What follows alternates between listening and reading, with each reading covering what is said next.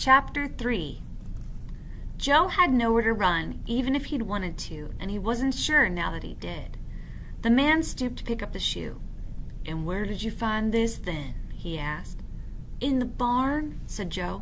I was only looking. I thought you might have the bear cub in there." The man wiped his shoe on the end of the shawl. There were footsteps coming into the yard behind him. Joe turned. The Black Widow stood there breathing hard, resting her weight on her stick. The man went over to her and took the basket.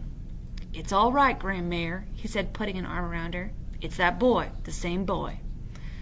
Widow Horcata limped across the yard towards him. It was all Joe could do not to back away. She looked at him long and hard. "Well, well," she said. "So it was you. I thought as much. I wasn't sure, not until you pushed past me in the shop the other day. I knew then all right.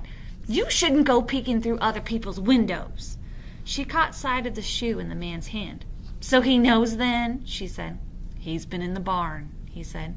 "Has he indeed?" said the widow. "And what did you find in there, boy?" There was no point in futile protestations and denials, but Joe tried them anyway. I don't know what you mean," he said feebly. She stabbed her stick into the ground by his foot. "Besides the shoe," she said, "did you see anything else in there? Well, did you?" Joe looked down to avoid her eyes. "I don't like a child that won't look me in the eye," she said, and she lifted his chin until he had to look at her. Joe had never looked at her this closely, and he was surprised by what he saw. It was not the cruel face he had always supposed, but leathery and lined with age and work. "Yes, I did," Joe said. She released his chin.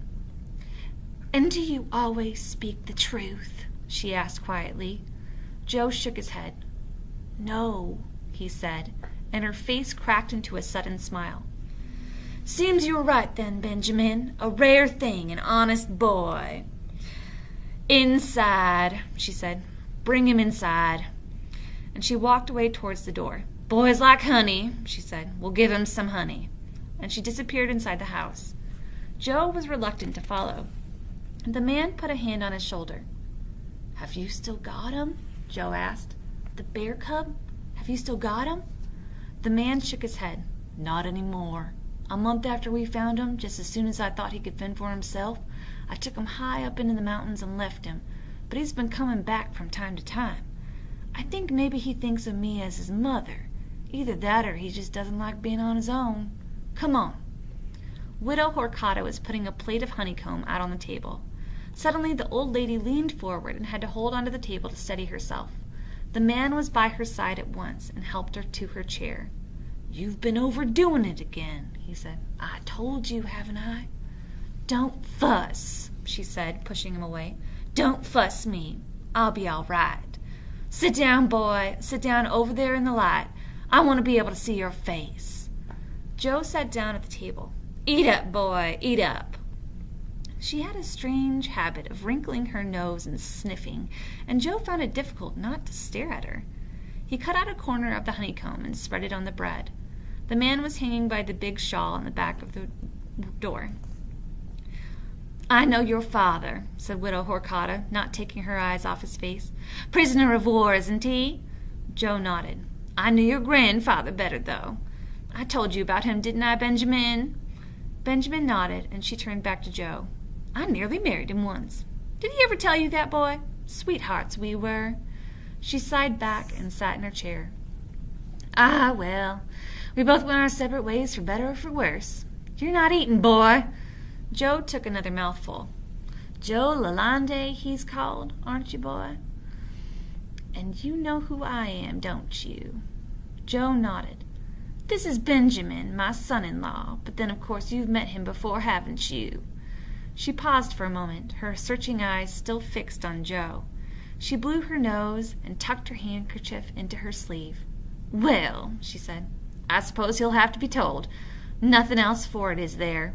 But I don't like it. I don't like it one bit." "It'll be all right," said Benjamin. He was standing behind her now and looked down at Joe. "What he doesn't know already, and he knows plenty, he's guessed at. And guessing is a lot more dangerous than knowing. And we know we can trust him. After all, he's known about us for months now, and he's not said a word. If he had then, we'd have known about it, and you can be sure of that. We'd have had the police knocking on the door in the middle of the night by now.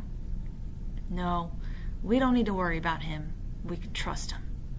"Let's hope so," said the widow wearily. "Let's hope so." Benjamin came and sat down opposite Joe at the table. "It's difficult to know where to start, Joe," he said. "But since I'm the cause of all the trouble, I'll start with me. I'm a Jew," he said. "Do you know what that is?" "They're in the Bible, aren't they?" said Joe. Benjamin shook his head and laughed. "Yes," he said, "we're in the Bible, and there's plenty of people that think that's where we should have stayed." He looked down at his hands and picked at the corner of his thumbnail. "It was all rumors at first," he went on. "Rumors you couldn't believe. Rumors you didn't want to believe. But bit by bit the rumors became facts, facts that had to be believed. They began on their own Jews in Germany. First they took away their work, then their property, and then made them wear yellow stars on their coats. Then they started rounding them up and sending them off to the camps. We knew it was happening, but we thought we were safe enough in Paris, me and little Anya. She's my daughter. But of course we weren't. They invaded France and Paris fell. There was only one place left we could go. We came here for a holiday a few years back, Anya and me, to see where her mother was brought up, to see Grandmère. The happiest times of our lives it was, too. So when the invasion came, we decided to come back here." "Best place, too, long as you're sensible," said the widow Horcotta pointedly. "Safe as houses, and you can be over the border in 5 hours." "I walked it once," said Benjamin, "with Anya." "I know," said Joe. "You picked flowers for my father." Benjamin frowned for a moment, and then his eyes brightened suddenly. "So it was you. You were the boy. You remember I told you Grandmère that day we watched the shepherd making cheese? He was your father?" Joe nodded. "And you were the little boy, weren't you? Well, well, it's a small world." The light left his eyes as quickly as it had come. "We left Paris together, Anya and me. Trouble was, everyone was doing the same thing, and the roads were jammed with cars and carts and lorries and people. Thousands of people, everyone trying to get away. They machine-gunned us from the air whenever they felt like it, and when the planes came, we all scattered. After they'd gone, it was always difficult to find each other again, so we made an agreement, Anya and me, that if we were separated, we would find our way back here, to Grandmère's house in Lescon. We would wait for each other, and then we would escape together into Spain. We said we'd wait. We promised each other." His voice choked, and for a moment or two before he went on. "And that's how it happened. One evening, just outside of Poitiers, it was. The planes came and strafed us, and we all ran for shelter into the forest. Then, when they'd gone, I looked everywhere for her. All night I looked for her, all next day and the day after, but I couldn't find her. That's why I'm here, and that's why I'll be staying until Anya comes." "But what about her in there?" said Joe. "In the barn?" "She's called Leah," said Benjamin. "Same age to the month as Anya. She comes from Poland, just like my family did many years ago. We've got 2 more coming soon." "2 more?" "Children," said Widow Horcotta, sniffing. "Jewish children. He collects them, don't you, Benjamin?" Benjamin said nothing.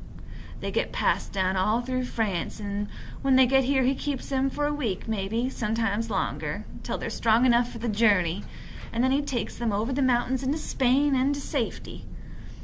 "And so many of them," said Benjamin, "so many of them are just like Leah. She had a big family, 8 children there were. She's the oldest, and she's the last. She was lucky. She was out when the soldiers came to the house. She watched her family being taken away, and she's been on the run ever since. But she got here, and that's why we'll never give up hope. If Leah can get here all the way from Poland, then so can Anya. One day, Anya will be here for one of those children, and we'll be waiting for her." "That shawl you were wearing," said Joe. Ben was smiling again. "Oh, that was your idea, wasn't it, Grandmare? Do you know, Joe, I never once went out of this house for 2 years unless it was to take the children over the mountains, and then it was always in the dark. Then the first time I ventured out for a walk in the daytime, I bumped into you, and I bring home a bear cub. She wasn't too pleased about that. She lets me out by day now, but only if I stay close to the house, and only if I dress up to look like her. She's a terrible tyrant, my mother-in-law." "Stuff and nonsense," she said. At that moment, they all heard something at the door. They turned and saw the handle turning. It opened slowly, squeaking on its hinges, and a small face peered round. It was the girl from the barn. Benjamin ran across the room and pulled her inside. Then he looked out of the door and shut it, leaning back against it and breathing hard. "It's all right," he said. When he spoke again, it was in a language Joe could not understand. He crouched down, holding the girl by her shoulders, and he was clearly angry with her. But the girl was not listening to him. Her eyes were fixed on the honey on the table beside Joe. She walked towards it now as if she were in a trance. She pulled the plate towards her, dug her finger into the honeycomb, and scooped it into her mouth. "She eats all the time," said Widow Horcata. "It's like she's never eaten before." The girl saw her shoe on the table and took it. She dropped it to the floor and stepped into it without looking down. Joe looked at her as she ate. Her face was impassive except for her eyes that flitted nervously around the room. There was hay in her hair and on her coat. Benjamin beckoned her over, and she went slowly towards him. When she sat on his lap, she looked back at Joe, sucking her finger. And then Benjamin began to sing softly into the girl's ear. She put her hand up and curled her fingers in his beard. It was a song Joe had never heard before, and in a strange language. He sang in a deep, resonant voice that filled the room. He rocked her back and forth as he sang, and gradually she settled back against his shoulder and hummed with him. All the while she never stopped looking at Joe. She was asleep in a few minutes, her finger in her mouth. "I've told you, Benjamin, I've told you," Widow Horcata was whispering. "They must stay in the barn. You must tell her, Benjamin. We can't have them wandering around. They must stay where they're told." "You're right," said Benjamin. "But I have told her, again and again. She was lonely in there, Grandmare. When the others come, it'll be better. She'll have friends then, and she'll stay put." "All right," said the widow. "But you just make sure she does. Just a glimpse of one of those children of yours, and we're done for. You know that, don't you?" "I know," said Benjamin. "I know." She turned to Joe. "And you'd best be off home." As Joe got up, she reached out and grabbed his wrist. "I was thinking," she says, drawing him towards her. "I was thinking of swearing you to secrecy." She patted a book on the table beside her. "On the Bible. Do I need to?" "No," said Joe. "Off you go, then," said Widow Horcata. "And if you see me down in the village, behave like they all do. All except Hubert. He's the only one that smiles at me. But then he smiles at everyone, doesn't he? Don't even look at me. I'm still the Black Widow, remember?" Joe turned to go. "And another thing, boy. Stay away from here. Don't come back. We don't want any comings and goings. I want them to forget I'm here. It's safer that way. You understand?" "Yes," said Joe. She waved him away. "Off home with you now." Joe was so occupied with his thoughts as he made his way home that he took no notice at all of the empty, silent streets. But as he reached the square, his thoughts were rudely interrupted. The whole village was there standing hushed and unmoving, like mourners at a funeral. Joe eased his way through the crowd so that he could see what was going on. An armored truck stood in the center of the square with 4 soldiers in black uniforms and shining helmets sitting erect in the back of it. Beside it, Monsieur Sarthal was talking earnestly to a tall German officer who appeared not to be listening. "Ja, ja," he said dismissively. "Ja, ja." And he turned to the soldier beside him and nodded. The soldier walked towards the Marie, the crowd parting in front of him. He leaned his rifle against the wall and pinned up a poster. Joe could see 2 faces on it and some writing below. The officer clicked his heels, saluted the mayor, and got back into the truck. Hubert was standing next to Grandpere, towering over him. There was naked anger on his face. Joe knew he was going to do something. He could feel it coming. He did not have long to wait. Hubert barged his way through the crowd and walked straight towards the German officer. He was carrying a short stick in his hand. The soldier walking back from the mairie saw Hubert and readied his rifle. The officer shouted to him, and he held up his hand. Hubert kept walking until he was about a meter away from the officer. Slowly and deliberately, he raised his stick to his shoulder and pointed it at his face. "Bang," he said softly. "Bang, bang, bang." The mayor was rushing forward. He grabbed Hubert by the arm and pulled him back. He's my son," he said. "He doesn't mean anything. It's just his little joke. He's not quite right in the head, you understand. A bit simple. He won't hurt you." The officer nodded curtly and motioned the soldier to get in.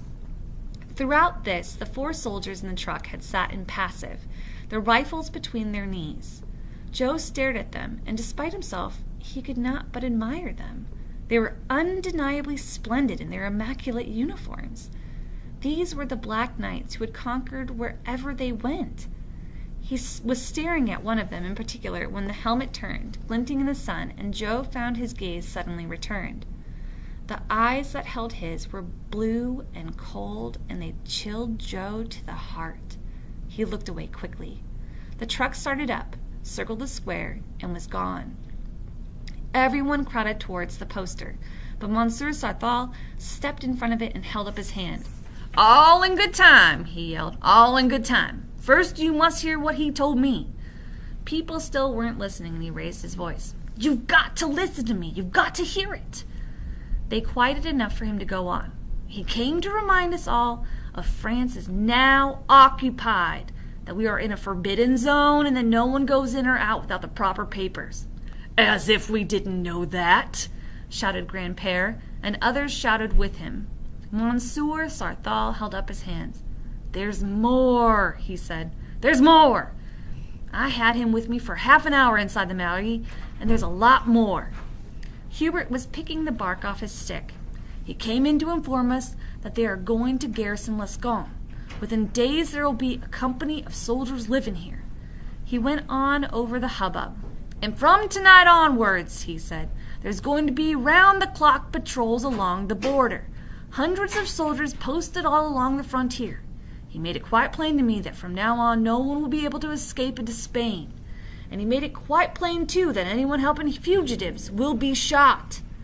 The crowd was suddenly quiet. "He means it. I'm telling you he means it. That poster there says he means it. Frenchmen, Jews, escaping prisoners of war, anyone. If you help them and you're caught, you will be shot." He stepped aside and pointed at the poster behind him. "Just like those 2.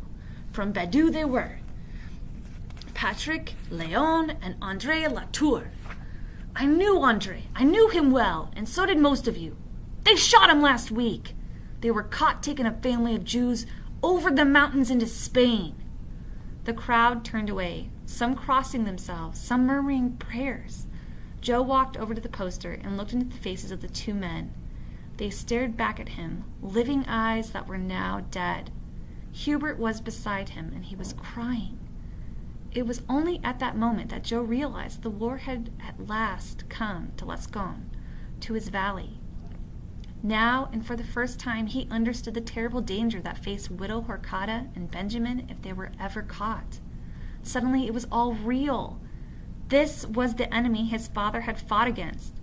This was what happened when you lost a war and the enemy occupied your country. He thought at once of going straight back up to Widow Horcata's house to warn them about the patrols on the border, to tell them about what had happened to the 2 men from Badaud, but he decided there was no immediate danger. After all, the Germans had left the village, and besides, he remembered the widow saying that the children always rested up for a few days before Benjamin took them over the mountains. There was no hurry. Joe walked away from the poster.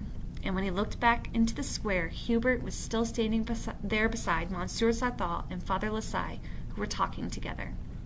Suddenly, Hubert lifted his stick, put it to his shoulder, and pointed it down the road in the direction of the armored truck that had taken.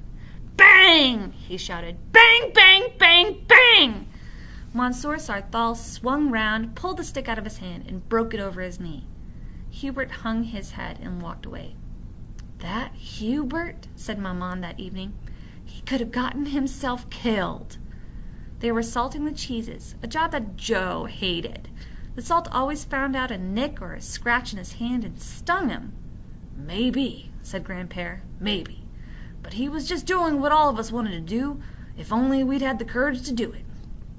"And what good would that do?" said Maman. "Tell me that. You shoot one of them and they shoot 20 of us. Haven't you heard what they've done?" "There's always a price to be paid," said Grandpère, wiping his hands with the cloth. "And anyway, you can't believe everything you hear. Those poor boys," he went on. "Poor, brave boys." "Brave and dead," said Maman. "Well, maybe it's better that way," he said. Joe had been thinking of other things. "What's a Jew?" he asked. "What?" said Maman. "A Jew. Those 2 men who were shot, they were taking some Jews into Spain. That's what Monsieur Sarthal said." Grandpère and Maman looked at each other. For several moments, neither seemed to know what to say. "Well," said Grandpère at last, "it's difficult to say exactly what he is, your Jew. He's not a Christian, that's for sure, and he's not a Catholic. He's not like you and me, doesn't go to church." "They haven't got churches," said Maman. "They've got temples, haven't they? In the Bible they've got temples. Solomon was a Jew, and David, all those people." "But why do the Germans want them?" said Joe. What did they do?" Grandpère thought for a moment. "Well," he said, hard to say. The Germans, they don't need much excuse, do they? What they don't like, they kill, and what they want, they take. They don't need reasons, and even if they do, they invent them as they go along." Christine shouted from upstairs, loudly and urgently. "Oh, that child! She'll drive me mad!" said Maman, blowing her hair back out of her eyes as she lifted another cheese to the shelf. "She's on the go from the minute she wakes up. Can I ride Rolf? Can I ride the donkey? Play with me, Maman! Play with me, Maman!" She sighed deeply. "Joe, be a dear and see to her for me, will you? We'll finish off here." And she went on as Joe went out. "Those soldiers today, they were so young." "They're old enough," said Grandpère. "Quite old enough." Joe lay awake most of the night. Neither the wind that rattled the shutters, nor Christine's crying, nor his racing thoughts would let him sleep, and when he did drop off into a doze, he was soon trying to extricate himself from a hideous reoccurring dream. A rearing bear was chasing him remorselessly through the forest, through trees that seemed to clutch at him and tear at his clothes, trees that turned into black helmeted soldiers who caught him by the arms and held him fast and stood him against the wall to be shot. Each time he managed to drag himself out of the dream just before they shot him, and each time he determined to stay awake till dawn. But dawn was a long time coming that night. As he lay in the dark, he began to worry that he should have warned Widow Horcata and Benjamin at once about the patrols on the border. He'd have to tell them just as soon as he could. It was difficult to find time to get away without being missed. He was kept busy with sheep all morning, but at midday Grandpère left him alone with them on the hillside. "Don't you go dropping off," Grandpère said, and he was gone. Sometimes Joe thought that Grandpère had guessed what had happened that day when the bear came. That wasn't the first time he'd hinted at it. He sat for some time on the rock and scanned the hills around him. His eyes came to rest on Widow Horcata's farm high above him. A vulture circled over the house, and he watched it floating away over the trees beyond. He saw a shawl-wrapped figure come out of the door and cross the yard, and he wondered which one of them it was. He had to find a way to tell them, but he could not leave the sheep. Had Hubert not come whistling by in mid-afternoon, he would never have been able to leave them. Hubert was everyone's spare shepherd, particularly theirs, and he was good at it too. "I'll only be half an hour or so," said Joe, as Hubert settled down on the rock, fixing his eyes on the sheep. He always took his job very seriously. Joe knew he would not move until he got back. He left him there grunting meaningfully at Ruth, who looked up at him with perfect understanding in his eyes. Joe kept the trees for as long as he could, and then dashed out across the field toward the house. Widow Horcata was waiting for him in the yard, leaning on her stick. She seemed surprised, even annoyed to see him. "You," she said. "I thought I told you to stay away." "I had to come," said Joe. "I had to tell you." "Tell me what?" said Widow Horcata. "The Germans. They were in the village yesterday. There's hundreds of them all along the frontier. I had to warn you." Widow Horcata's eyes were suddenly wide with anxiety. "And they've shot people, too," said Joe. "2 of them from Badou. They were helping Jews to escape over the mountain like Benjamin does." He looked around. "Where is Benjamin?" "Gone," said Widow Horcata. "He saw the soldiers down another road. He went last night with Leah. He wouldn't wait. He thought they'd come searching the houses. I told him not to go, but he wouldn't listen. He wouldn't wait." She looked up at the mountains. "Something's wrong, I know it is. He should be back by now. He should be back."